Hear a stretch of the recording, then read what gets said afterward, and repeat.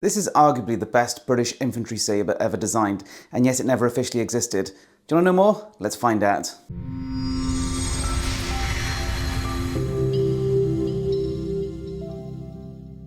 Hi, I'm Nick Thomas and welcome back to the Academy of Historical Fencing, and in this video I'm going to be looking at a sword that never was.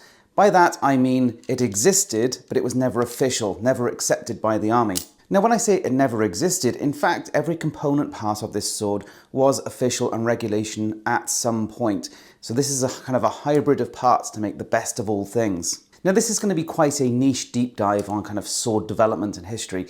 And if you'd like to see that kind of thing and more about antique swords, sword development, then let me know. Now a few years ago I made this humorous image, and it's designed to consider the kind of argument that went on between what soldiers want out of their equipment and what the army wants to give them, or the doctrine the army wants versus how soldiers want to actually fight. And this is really about the fact that soldiers, British soldiers, they wanted to cut as much as possible over the thrust. They wanted to rely on cuts, they wanted swords that could cut well, and the army consistently wanted them to thrust more and would sometimes give in and give them something they might want a little bit, but ultimately the army always pushed throughout the 19th century towards more and more point work, straighter swords, swords that are better at thrust work, and ultimately by the end of the 19th and start of the 20th century the army won and we had completely straight swords that were mostly thrust based. Because let's face it, what soldiers want and what the army gives them are not always the same thing. So this sword, a quick breakdown. What is it? Well, the hilt is completely regulation to what was becoming standard in the late 19th century, but it's using an older blade to create a hybrid sword that is kind of the best of both worlds. This is just truly a fantastic example of a fighting sword. Now when I say fighting sword, what does that mean? Because ultimately every sword designed for undress purposes of the British Army was designed to be fought with. However, a lot of them also had some really decadent, lavish, garish designs, which I think are absolutely fantastic. We shouldn't dismiss swords that are particularly elaborate and assume then that they're just for show. If you go back to Viking swords, for example, they often were incredibly elaborate because they like to show off their finery. So a sword can be incredibly functional and yet also extremely pretty and lavish at the same time. However, this is just like a machine. It is built purely for combat. And I really like that about this sword. But before we talk too much about this one, I'm going to have to give you a little bit of history around that time to understand sword patterns, regulation and designs of the time before we delve into this sword and talk more about it. And even before I say that, when we talk about the best sword, well, what defines best? Because if you want to talk about the prettiest British infantry sabre, well, it's hard to argue that something like this is not going to take that crown. So in this video, we're not talking about aesthetics at all, we are talking about function. So when it comes to sabres, British military swordsmanship, I teach the use of it as a fencing practice, I collect the antiques, and I have a huge curiosity and do a lot of research into development and design of these swords. So during the mid to late 19th century, the blade that dominated the British Army was the so-called Wilkinson blade, the 1845, also known as the cut and thrust blade. It was called the Wilkinson blade because it was designed by Wilkinson sword, although ultimately it's not anything particularly revolutionary. So if, for example, we look at this early 1821 pattern light cavalry sword from the 1820s, this is a very early example of the pattern, it's actually very familiar to what we know as the later Wilkinson blade. But what Wilkinson's sword did is they kind of refined all the details, just little bits here and there to kind of make, ideally, the best all-round sword. And it's called the cut and thrust sword because it's designed to be a universal, does all things kind of thing. So when they talk about cut and thrust swords in the 18th and 19th century, what they mean is it can do both, which ultimately all army swords could, but it was quick and agile. So that's the idea behind the spadroon, for example. Is the spadroon, it can still cut, but it has the agility of a small sword. And the similar principle was applying here with the Wilkinson 1845. So the idea behind this blade is it has the reach of a spadroon, but it has largely the cutting power of a good saber. Okay, and the blade is fullered, it's nice and thick, it's strong, it has a flattened diamond section towards the tip which gives you really good edge geometry and good rigidity. So what this blade is, yeah, it's universal. And that means that it is a jack of all trades. And that's not necessarily a bad thing. Jack of all trades as long as it does everything relatively well, is no bad thing. And if you look at accounts of this sword being used, bear in mind this came in 1845, and it was used essentially during the height of the British Empire, and the opinions of it were, for the most part, positive. And if you do test cutting with these, you'll find they actually cut really well. So they have good reach, they're almost straight, so they're quite easy to thrust with, they're quite comfortable to use, they're quite robust. So overall, they just are a good sword design. No, they don't have the cutting power of a 1796. They don't quite have the agility of a SABRE. They're that kind of hybrid that does everything. And ultimately, most people who practice with some kind of saber-like weapon will be perfectly happy given this and would be able to fight with it perfectly well. But of course, in army development, nobody's ever happy and always want to change things, don't they? And so going into the late 19th century, things were starting to change and ever more army doctrine was turning towards thrust work. Now, why is that? Well, it's because throughout the 19th century, there was an ongoing argument always whether the thrust or the cut was better in a military context. And statistically, the thrust is more likely to kill. And based on that metric, you therefore would say the thrust should be focused on over the cut. Of course, combat is not that simple. So you could, for example, run someone through and then get your head cleaved off, which is something that happened quite often, for example, with British troops thrusting in against users of tulwars, for example. So they thrust bayonets or swords into the bodies of soldiers and then get slashed with heavy cuts. So the argument of cut versus thrust is complicated and ultimately has no answer. I would say that a military sword should be able to do both quite well. And that's why the 1845 Wilkinson blade is actually a pretty good thing. And so in the late 19th century, British swords were focusing much more on the point. So this 1897 pattern is dead straight. It's not a particularly good cutter. It's very focused on the thrust. And it was being used and taught with new training methods and a new training manual. So new basically Italian methods were being adopted along with the sword type and new training swords as well. Now, was this a good thing or not? Well, it was controversial because, as I said, British soldiers liked to cut. This sword is not well suited to cutting, and this manual is strange, okay? And there were a lot of articles written about the time condemning this as just bad practice. In fact, if you look at this example of the original manual with handwritten notes about why it's so terrible, which is kind of amusing and also a bit horrifying when this is the kind of equipment that soldiers are trying to rely on. So was it a good sword and was it a good method of fighting?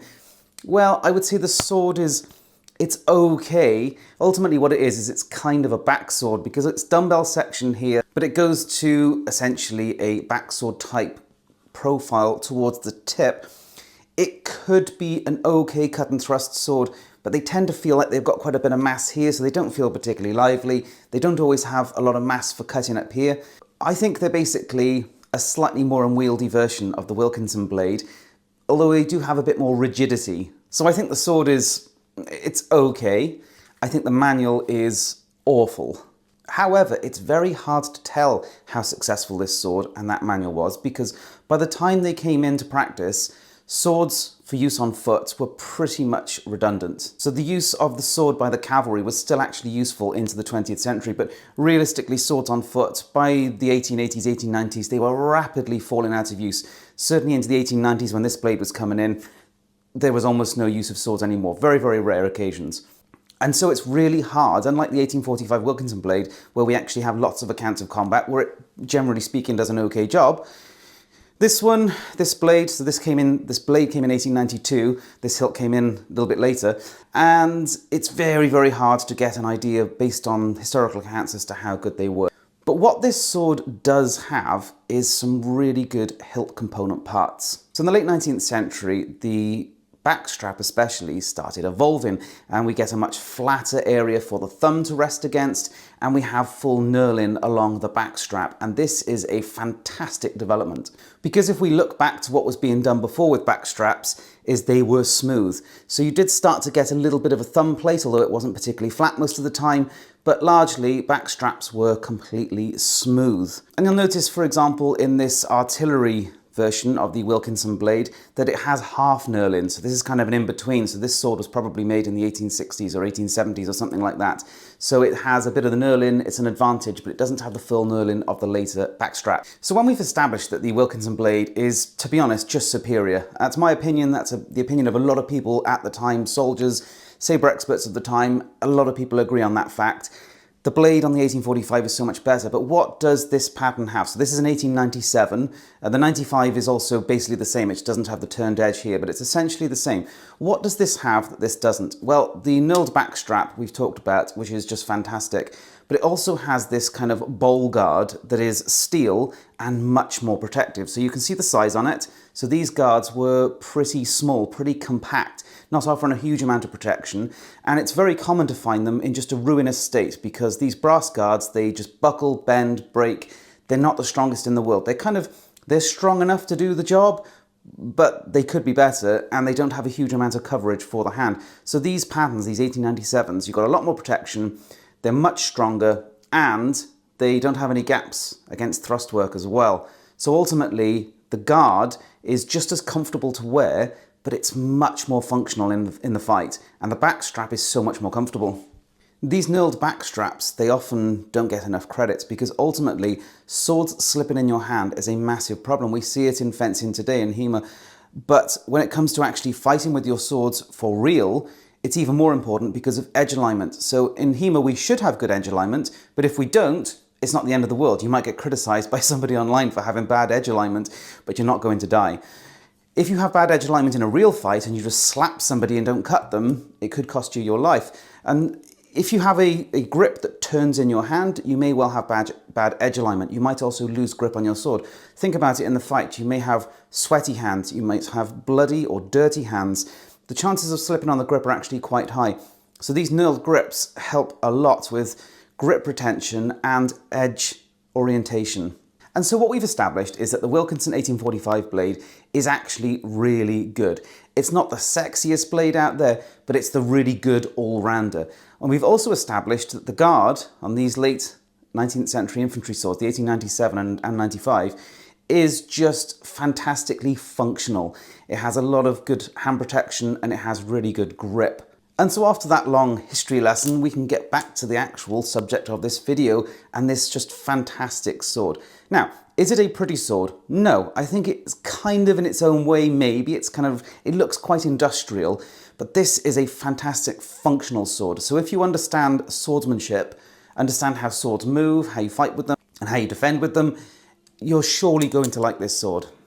And that is because it has the good old reliable 1845 Wilkinson blade, with the very protective, very strong 1897 guard, with the late period fantastic knurled backstrap.